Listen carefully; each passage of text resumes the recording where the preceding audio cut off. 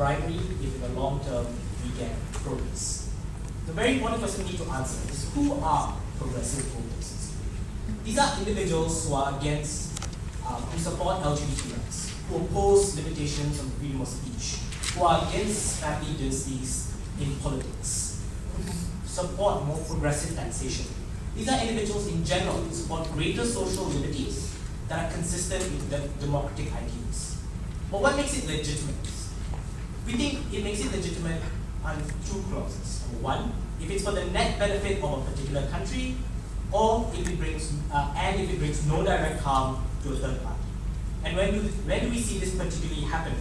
We think it's reasonable to assume that individuals will only bribe politicians when they see that change is stagnant within parliament, that there is a political deadlock between politicians when it comes to a certain policy, and therefore they need to incentivize change by financially incentivizing politicians to vote or speak in a particular side or in support of a progressive policy. Now, why do we think that this motion is principally justified? For three reasons. Number one, we think politicians under status quo are shackled by the perspectives of external parties. No thank you. Be large conglomerates spreading their influence with large financing of little campaigns onto other politicians, or rural communities that form a large number of the voter base that are either A, sidelined from progressive discourse that happens in urban areas and therefore are shackled by traditional values, or don't have access to progressive media that allows them to be influenced by progressive ideas that form the large concept of the voter base, right? So within these situations, more often than not, politicians or parliament or Congress is shackled by conservative ideas that is resisting progressive change because of the system itself that doesn't allow progress to happen. On second is, we think realistically, this policy isn't something new, right? We know that corruption happens regularly within parliamentary bureaucracy. We know individuals in politics take bribes all the time, but we know for certain that these are usually for bad causes. Because we understand that usually progressive ideas oppose bribery, right? We think even if bribery, I guess, isn't a progressive idea in itself, ironically, but it becomes a political necessity, Mr. Speaker, for progressives to achieve change in the long run, right? We think we can only accept progression can only happen if individuals accept that politicians should be financially incentivized to make that progress. Yes. If you are against the creation of family dynasties like the Nehru-Gandhi dynasty, who will the progressive voters bribe in India? Any other politicians who are against the Nehru-Gandhi family dynasties, right? That would vote against individuals or make a policy in parliament to be against family dynasties, like individuals who are from this certain particular family can't be part of politics for the next 5 or 10 years if someone has already been in politics from your family. Even if idealistically, we assume that bribery doesn't happen, we can't deny that financial lobbying happens all the time. Be it in a practical democracy like Malaysia or an all-out democracy like the United States, lobbying happens through super PACs, private donations to individuals, or rich individuals like the Koch siblings funding individuals, politicians in the United States of America, right? So political perspectives under status quo are already molded by rich individuals from the conservative backgrounds, because money speaks for itself, right? And it happens as we speak. We think, in conclusion to that the lines of morality are drawn ever so thin that we can and progressives should capitalize on this, Mr. Speaker, to financially incentivize politicians to be more progressive. We also think that it's a necessity, because in the long term, we foresee money being expelled from politics altogether. Why is this so? Because as corruption in itself is an idea that progressives are against, I understand this may sound counterintuitive now, but given that it's an idea that progressives are against, Mr. Speaker, eventually, when through multiple briberies and when progressive democracy is reached, these progressives would see no need to bribe anymore, right? Because they would also bribe against more policies, bribe for policies that are against corruption as well. Like, for example, a very simple analogy, Mr. Speaker, is the concept of vaccination. In order to make someone immune from a certain disease, we need to inject a weak strain of that disease into that person in order to make them immune to that disease. We think a similar concept applies when we bribe individuals to a certain extent to oppose the idea of corruption, and the extent where we achieve a progressive democracy, where the ideals of progression are achieved, and then we don't need to bribe anymore. We see that we foresee money being expelled out of politics in the long run.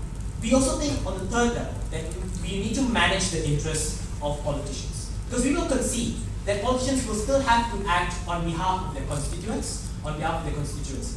They need to act in support of what their constituency believes. As such, we would see with this policy, or with this motion, conservatives who were previously vocal against progressive policies are likely to be more quiet within Parliament and don't directly oppose those policies, but also politicians who were previously in the grey area when it comes to these policies, Speaker, will probably be more vocal about it in support of these policies. So we're more likely to see change for the better when it comes to progressive policies, because the two different dynamics of politicians are likely to be in support of this. We think that the opinion of constituents who are, we also think that as such, influential politicians within this area. So if we financially incentivize influential politicians to be more progressive and they have specific influence over their constituents as well, Mr. Speaker, in these scenarios, then that influential leader can influence his constituents as well, right? Because the opinions of these constituents are probably in the grey area as well. So creating a more progressive society altogether by nudging them forward.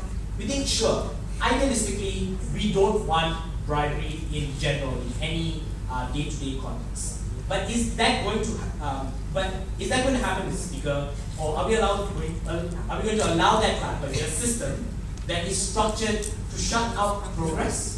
We don't think so. For all those reasons, we're very, very proud of this.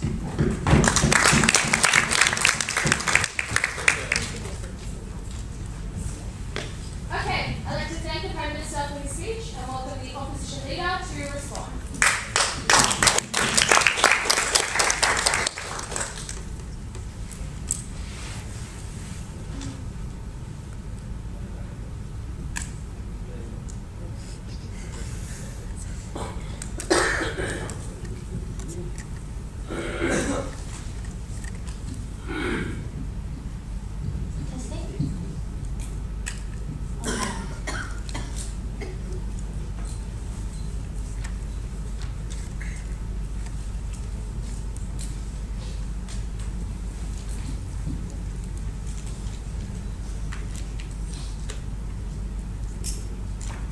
Government side talked about adapting corruption.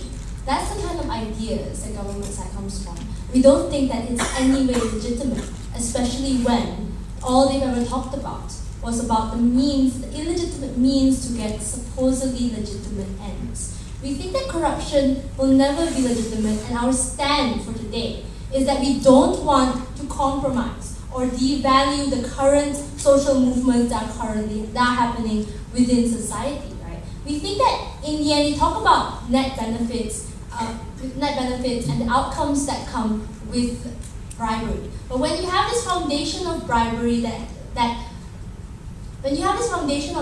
results in their supposed net benefits, we think that there comes a breakdown in the entire democracy of society, and it's really harmful on their side of the house. We talked about how we already know that corruption happens, and that corruption is something that's a norm. But what happens on their paradigm is that they actually entrench corruption. They actually make it even harder to pull out corruption when they use their paradigm, right? They talk about how the people will eventually stop bribing, but to have the idea of stopping bribing by bribing is like dropping bombs for peace, right? That's an idea that we don't support and will never support. We think that democracy has always been about having critical mass, having the support of the people, that even if you are poor, even if you don't have the money, you can still make a change within democracy, you can still make a change within society, right? That's how we hold politicians accountable, by having the people vote politicians in. We think that we hold them more accountable and they therefore become less corrupt, rather than having bribed them into their places. We think that democracy and elections need actual tensions. Take for example, Netanyahu in Israel, or even the Venezuela elections, right? When there was actual tension and close elections. We think that even if you lose, the government then knows that you didn't actually lose, that you did have certain power in democracy to make changes, rather than bribing, right? We think that if you continuously bribe politicians into place, if you continuously bribe supposed changes, those changes will never be internalized by society. We think that those changes are illegitimate in the first place, right? The second, I'm going to move on to what we are actually going to talk about. The first thing that we want to say is that bribery will always be illegitimate, an illegitimate cause, right? We think that it devalues the outcomes that you actually set forth in. They want these tangible outcomes of change, but when we see that these illegitimate means result in illegitimate outcomes. Take for example assassination or even torture, right? We never condone these things because we know that no matter what the result is, you have performed a crime against humanity, right? We think that you have done something, a significant evil in comparison to that result that you talk about. We think that there's noble cause of a progressive movement then becomes devalued and becomes an illegitimate cause in itself. The very idea of bribing politicians into place for change is an antithesis of a progressive movement, right? A progressive movement is meant to be open, democratic, and transparent. Those are the very founding principles of democracy. And I'm going to tell you why it tarnishes that progressive movement. But before that, yes, yourself. A corruption-free society is uncertain in the way of future, but in the meantime, you have people who bear ill will that will manipulate the situation into unprogressive policies and conservative ideals. What do you do to deal with the situation today? We think that even then, right, the changes that they supposedly want are uncertain in the first place. What we know for certain on their side is that they are making a definite evil, a definite crime for uncertain results. I think on our side, yes, we may lose in certain circumstances, but we know that we use a clean way, and we know that we are able to gain critical mass. We're able to gain the trust of people who believe in our cause, right? Our very cause is for anti-corruption. Our very cause is for clean and fair elections. But what happens when we don't use the means that we supposedly believe in is that the voters won't believe that we are aligned with our own principles. How do they follow our principles if we're not even going to follow those principles on our own, right? We are willing to forego our principles and just to get those means, and I don't think that's actually progressive in any way. What happens in their paradigm is that the progressive movement will then mirror the regressive movement that you condemned. You say that you don't want dirty politics. You don't want racism or discrimination laws, right? We think that we start to mirror you when we think that we start to mirror those regressive movements when we start to allow money to dominate the process of democracy itself. We think it's really important to remember that what the other side of the house is doing is that they're opening the floodgate, right? You allow people to redefine what a political end is. The whole idea of progressive and political ends is an umbrella term that could easily be used or manipulated by people who are rich enough to bribe, right? Do you think that even simple things like bribing out of necessity, you have a poor person who is too poor to pay a fine and therefore bribes their way into getting out of trouble, right? I think that might be considered a good political end. Even progressive politicians choose to bribe their way to the top. We think that that's not appropriate in our sense. The outcomes that they are fighting for are secondary. They're superficial, and in a sense, you sacrifice a certain moral outcome. You sacrifice a certain moral means to materialize uncertain benefits that you might not even achieve, right? Because laws are uncontested. That you might be able to put in a law now, but they're eventually going to be contested, and they're not going to be set in stone, right? So even if you achieve these goals, the damages are therefore exponential, and I'm going to tell you why.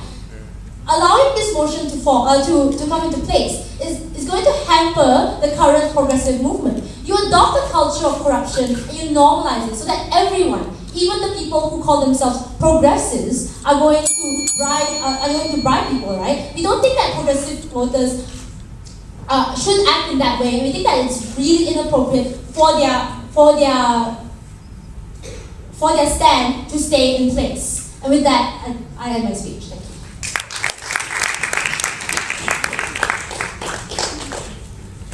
Okay, I'd like to thank the opposition leader and welcome the Deputy Prime Minister to respond.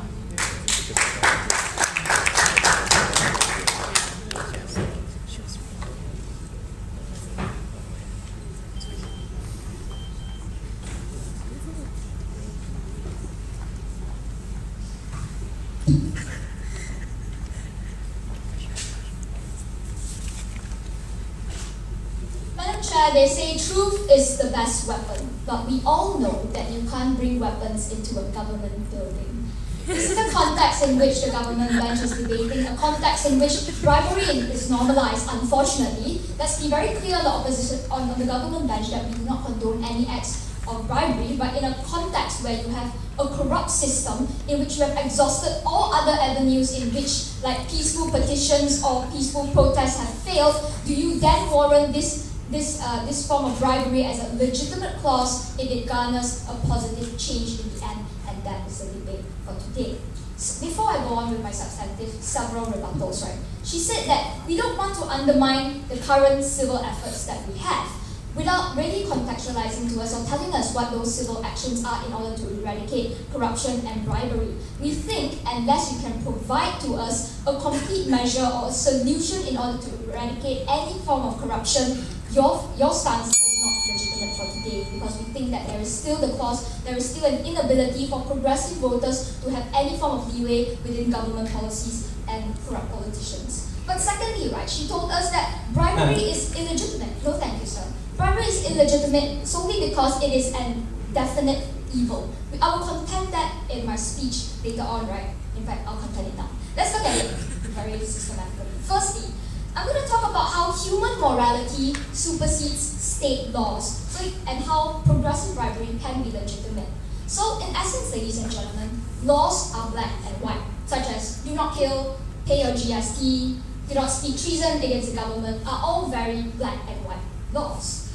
But morality is something that is very much in the grey area. What do I mean? In society, we always make moral concessions. The law says that it is unlawful for you to kill someone and to take arms to defend, it is unlawful to kill someone. But we still take arms to defend the country when there is insurgency, when there is a necessity to do so, and we even glorify the act and call it a patriotic and heroic act. How we glorify our veterans and promote them on TV as heroes when in essence we are still condoning the act of killing. Why do we do that? Because we see a basic necessity and we see an end goal that so long as you are saving lives, so long as it is for public security, that it is a warranted thing, that the end justifies the means. No, thank you. Police told us, but now you're condoning things like assassination and torture as well. Well, you have to evaluate those circumstances, right? Because when are situations that we do allow torture? We allow it occasionally when we see the moral justification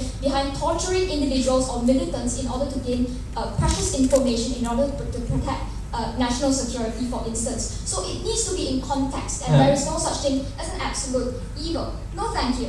We think another example for you, right? How we make moral concessions all the time is when we negotiate with terrorists. It's a concession towards anti-terrorism efforts, of course, but we do it anyway because of the moral high ground that we want to rescue hostages, that we want to rescue civilians from torture and capture. Like how in 2014, the life of Sergeant Bo Burdell was exchanged for 5 Al-Qaeda militants. Why did we do so, and was it necessary? We think it was necessary because the most immoral thing to do is to let a civilian die, is to allow someone from a foreign land to be continuously tortured by militants while you sit at home and think that it's the moral thing to do to let him die. We think those yardsticks of morality need to be shifted for today's debate. No, thank you. Why do we condone certain acts of civil disobedience then? Because you can see that bribery is a form of civil disobedience. In 1939, there was a man called Oskar Schindler, who, against the authority of Nazi Germany, decided to hide 1,200 Jews and ordered, in fact, large bribes to silent authorities. Was it lawful to do so? No, it was considered treason and an act of violation because of the large bribes. But was it the right thing to do? Because Schindler today is regarded as one of the biggest national heroes in Germany. There's even a movie, you can look it up later if you want, it's called The Schindler's List. In 1993, there was a film made by him to glorify his act, that although he went against the yardsticks of what the government said was lawful and true, in the end we still glorify it because he did save lives. That was a necessity. So the moral yardstick for today is this, that if we can come to a conclusion that bribery does foster some form of positive change that Kelviin talked about, we think is the just thing to do. Yes, sir?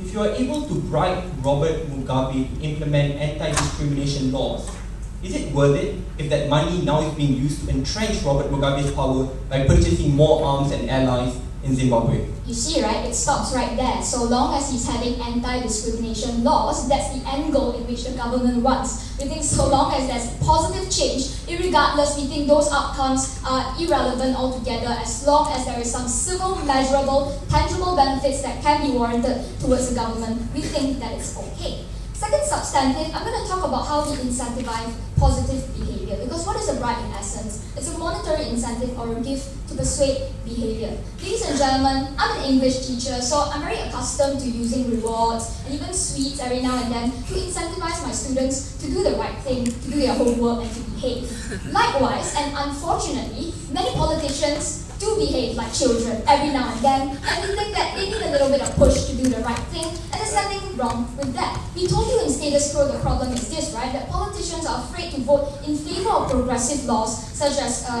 gender equality laws, such as freedom of speech, for instance, because they don't want to be seen as the radical actor. In a conservative society, politicians are not willing to be the one who's going to rock the boat. We think when you incentivize this form of behavior, bribery can be a legitimate form of means of achieving that, right? When you counter malicious bribes that are already coexisting in society, or that becomes a countering, balancing force towards whatever progressions you're talking about. And secondly, how you encourage politicians, especially those on the fence, to vote in favor of progressive change. We don't see anything wrong with that. But what have I learned as a teacher? I've learned that an incentive only works if you speak in the currency in which the receiver understands. It's very unfortunate, but we think that politicians understand this idea of bribery. They understand money politics, for instance. So for you to be able want to persuade them in other domains, such as peaceful protest or petition, may inevitably fall on deaf ears. At the end of this debate, we see that there is a need for progressive change. We showed you that there is a problem intact, and we question the yardsticks of morality for a greater good and for a cleaner government. We back to propose.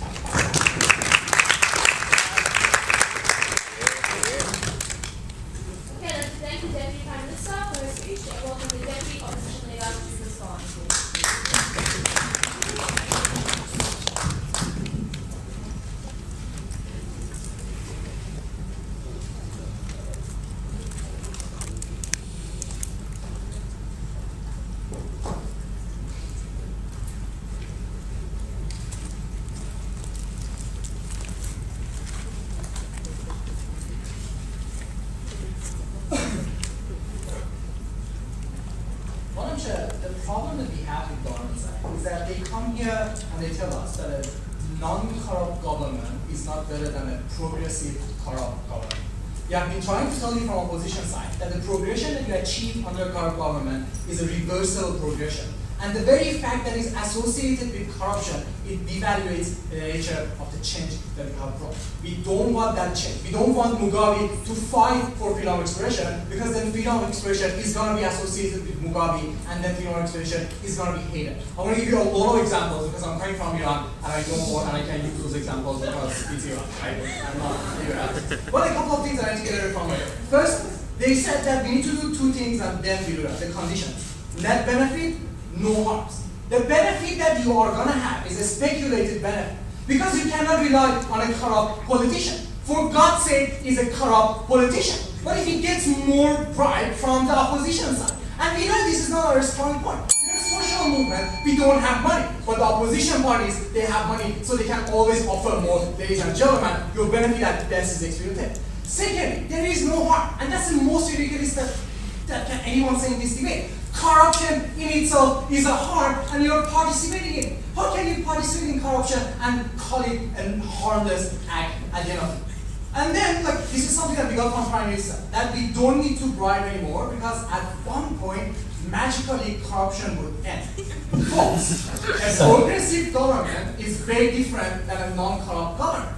There are two different things. You can still have freedom of expression, like Colombia in your country, but at the same time, your government is engaging with drug dealers and cartels at the same time. That's a corrupt government that we don't want to have. We don't want to empower them by further giving them more money and more money and more money, and not even expecting any change to happen at the end of the day. I raised two further questions to that side. how much money do we have as a progressive voter, and how much bribe is enough for Mugabe to make any change. Those were the burdens from government side, and we think they didn't fulfill. I'm going to further analyze this debate for you on 3 points. Firstly, I want to talk to you about how, under their paradigm, we are going to normalize corruption first. Secondly, I want to talk to you about the alternatives that they accuse us that we didn't talk about. We talked about social change, we talked about critical mass, they didn't reply. Thirdly, I want to talk to you about the nature of change, and why we don't need that kind of change that they're going to do. First, we're going to further normalize corruption. To the first step.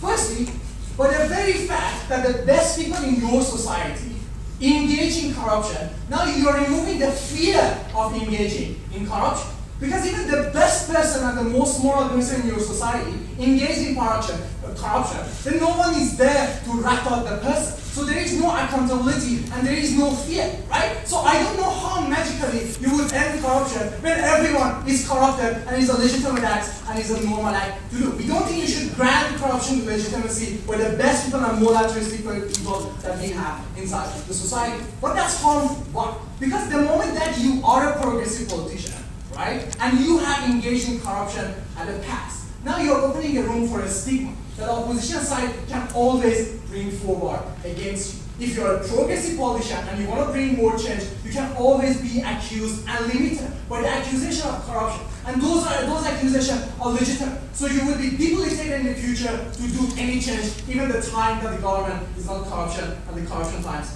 is more. Second, now we are creating a culture of corruption. Sit down, right? Now, any politician, right, is going to bring change and expects money to bring that change, right? So, why is that a bad thing? I have already told you, we don't have money. We are a social movement, right? And then we make it about money. That's a battle that we are going to lose all the time because all the other corrupt people who are already in power, they already have more money that we can't afford, we can't do it. But let's look at second. What's the nature of a social movement and what's the alternative that we are going to read for? A social movement is favored by the people because they have a higher moral value, because they have an anti-corruption campaign. I'm going to use 2 examples for you. Firstly, let's look at Brazil, right? What happened with Petrobras and the corruption scandal that happened? Yeah. We think now that the President Dilma Rousseff, her acceptance and the popular vote among people has dropped to less than half. And now she has been made to change her cabinet and to make drastic changes in the government at the end of it. Why that's more important and why that's something that we can build?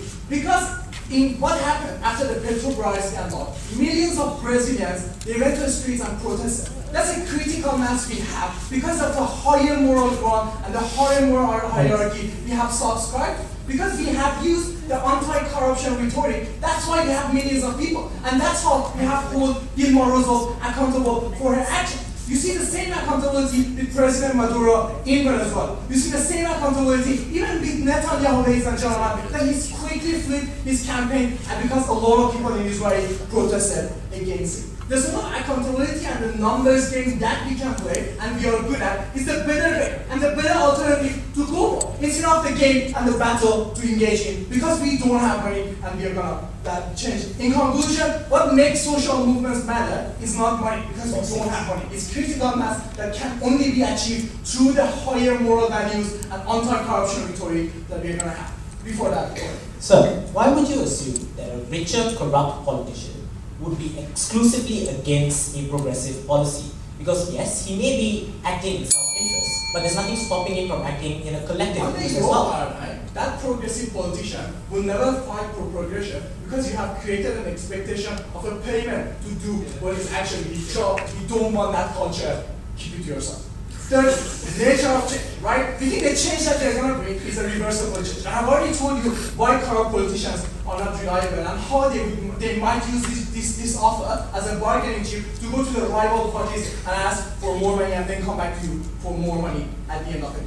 Right? Secondly, and I have already told you, the very fact that a corrupt politician is associated with the change is harmful in its nature. For example, pre-revolution era, the Minister of Atomic Energy, like institution that we have, he brought a lot of technologies to Europe. After revolution, people executed him just because he was associated with the king at the time that we have. Now, we have been under sanctions for 20 years because of the same atomic energy that once they executed the God for. This means that the moment that the change you bring to the people is associated with corruption, is associated with a moral value that is not acceptable by the majority of the people, even the change that you have brought forward is meaningless, is nothing that you can champion, is nothing that has any value to the people. The change that they want to bring to you is speculative, is reversible, is devaluated. What we are fighting for is critical mass, is people's power to the free from us.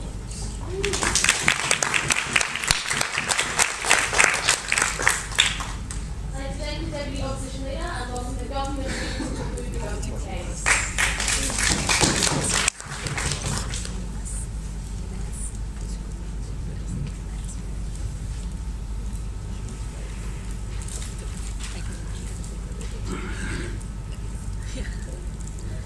Ladies and gentlemen, I am a third-year law student, and I'm glad to see so many powerful people here today concerned about corruption.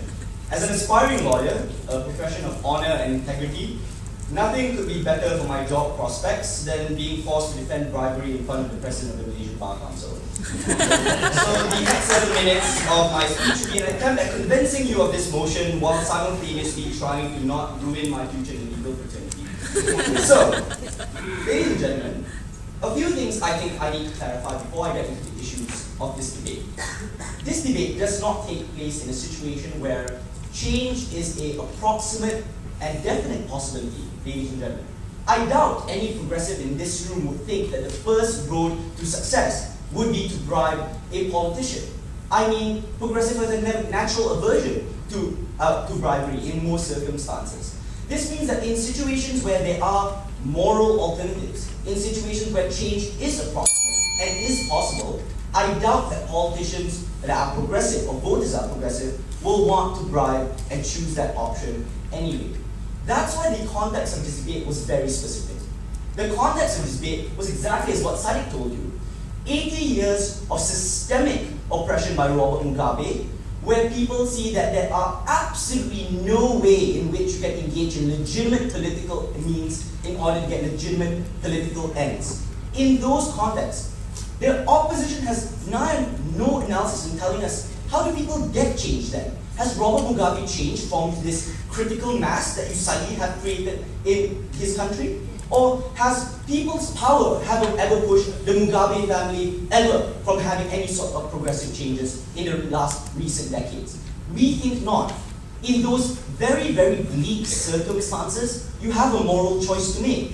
Do you wait around and make sure that the families and also the people that are definitely going to be corrupt, that are definitely going to be giving money to those politicians and are going to ensure and entrench the oppressive as well as regressive policies, are you going to sit around and make sure that they are continuously able to do those things? Or are you going to get off of your butt and finally do something about those things, ladies and gentlemen? That is the moral comparative of this debate, and not an ideal world where change is approximate and apparently you can have your cake and eat it too. We think that the opposition must be fair and engage in the context of which progressives are most likely to want to bribe. But yes, sir. Okay, here's a trade-off that you're making.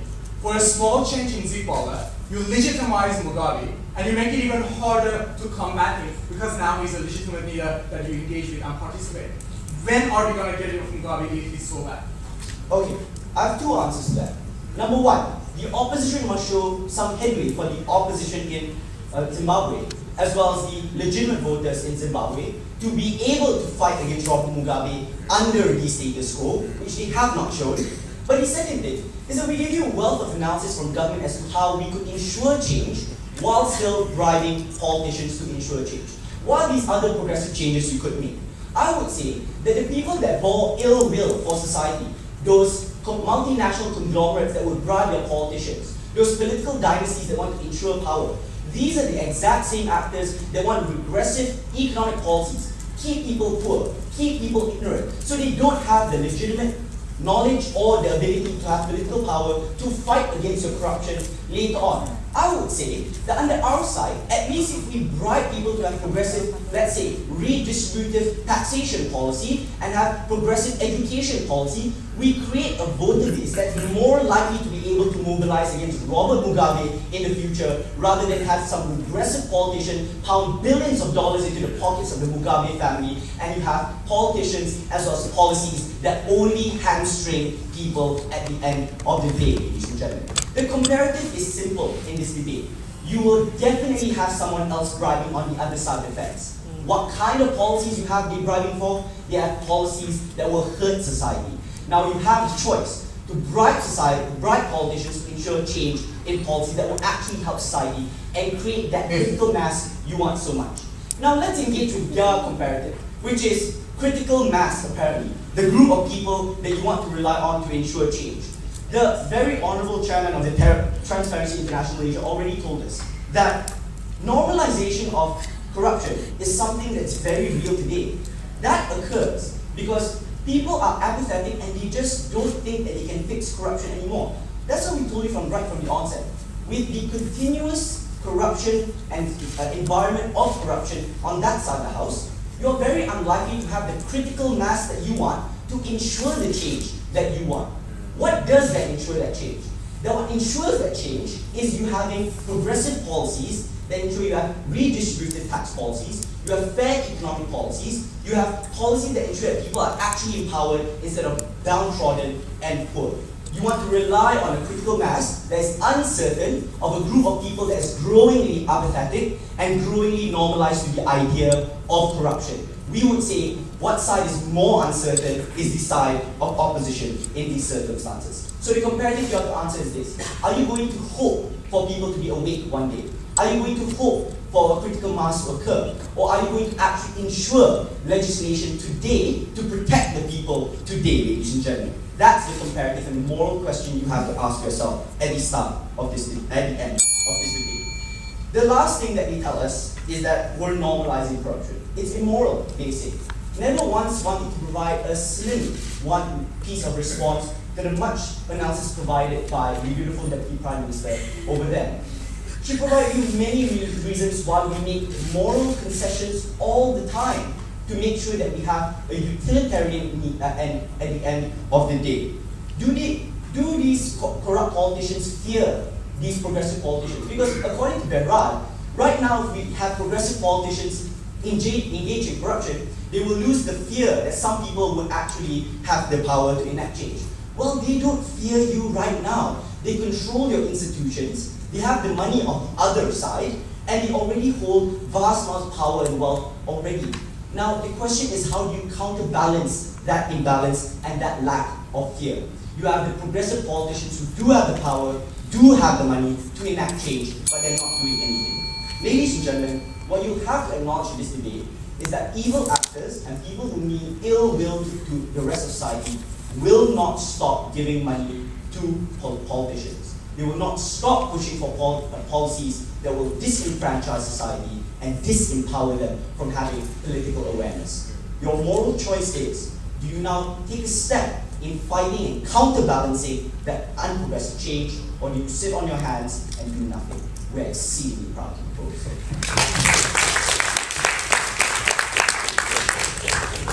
Thank you, Dr. and welcome the opposition to the debate.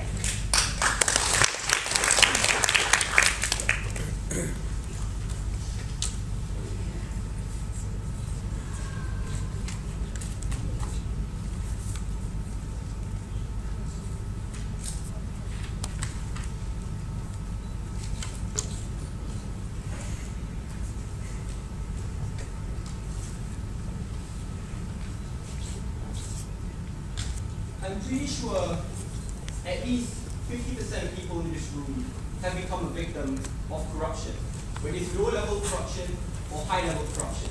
This is a topic which is particularly close to my heart.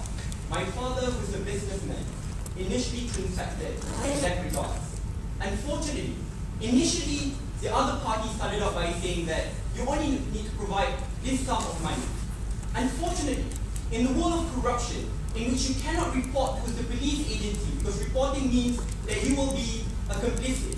A world of corruption in which there is no ceiling when corruption will stop, as such government proposes that, oh, we'll do it now, and then 5 years in the future it will magically stop.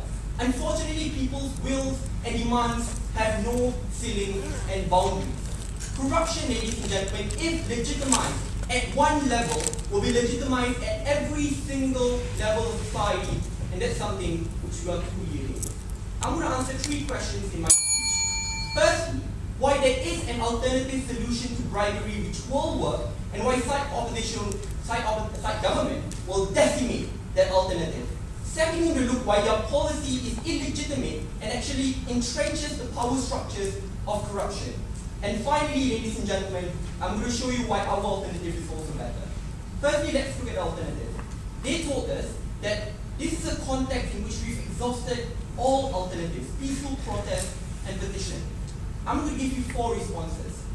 First, the reason why alternatives are the status quo like peaceful protests and petitions are not as effective is because the alternatives are significantly weakened in a world in which politicians expect payment under the blanket before their work. Here's the point. The Minister of Immigration in Bangladesh was caught quoting, ladies and gentlemen, that the only way in which I'll permit for workers to enter my country is for a payment to be made. Under our world, the point in which, I'm not saying that this is a brilliant move, we can weed out corruption in one day. The point in which we slowly weed it out and shows that this is no longer a legitimate expectation. People will work based on what they should do in comparison to work only when they are paid. But it is a horrific world when money becomes a determinant of political work. What about people who are unfortunately poor, who are already underrepresented, who do not have the money to represent themselves and pay these politicians? These are the people who will be further disenfranchised in a world in which corruption becomes the expectation for politicians to work. We think that's bad. No. The second reason why our policy will work is that we can actually galvanize our moderate voter base. And this is why I give their attack on how do you change Zimbabwe. Look at Nigeria, in which President Goodluck Jonathan was already voted out. The reason being is because there's a strong moral opposition which moderate voters like you and me who are in this room can back behind. What is their world? If you are a voter and both parties are complicit to corruption, Mifzal prophecy will work. That you as a voter will do either one of 2 things. You'll be so bloody apathetic to the system because no matter what you do, nothing will work. That's the first option. That's the base option.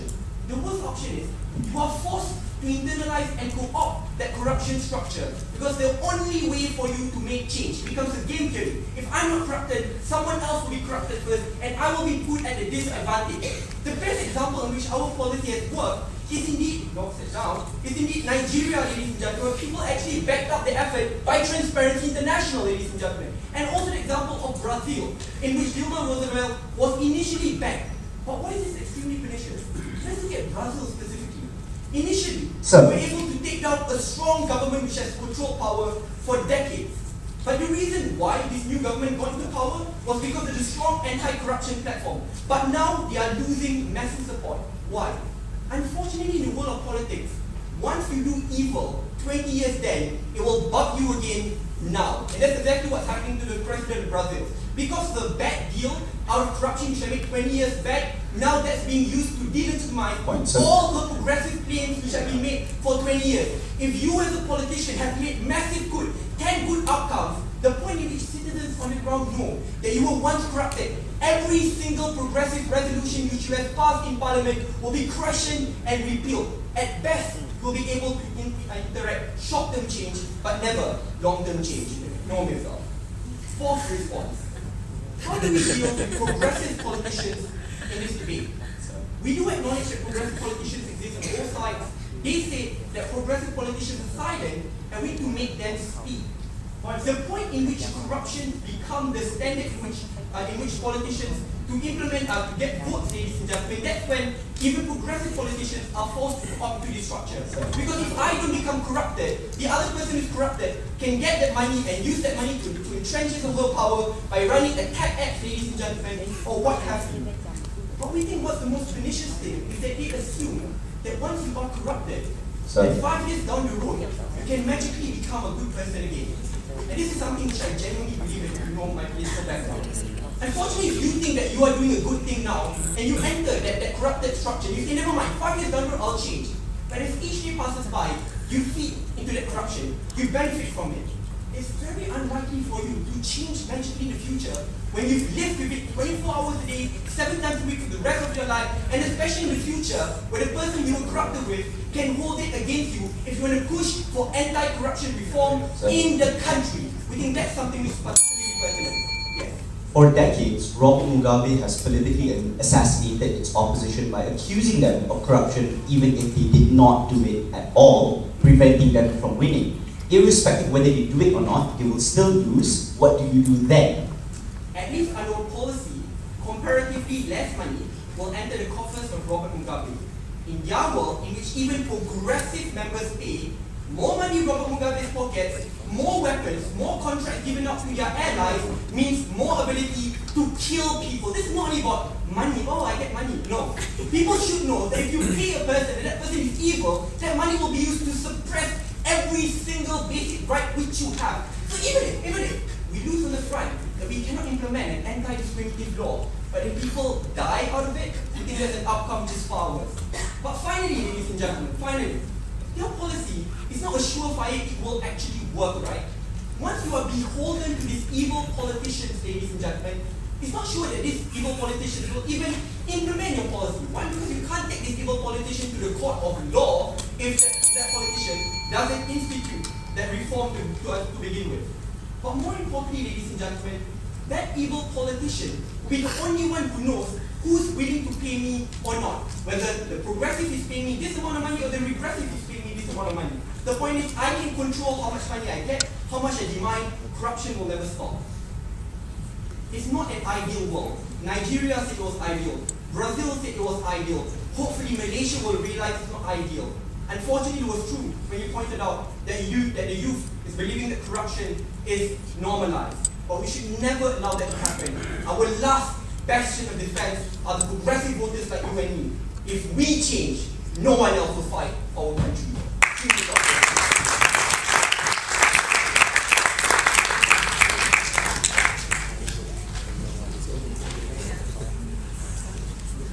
Thank you.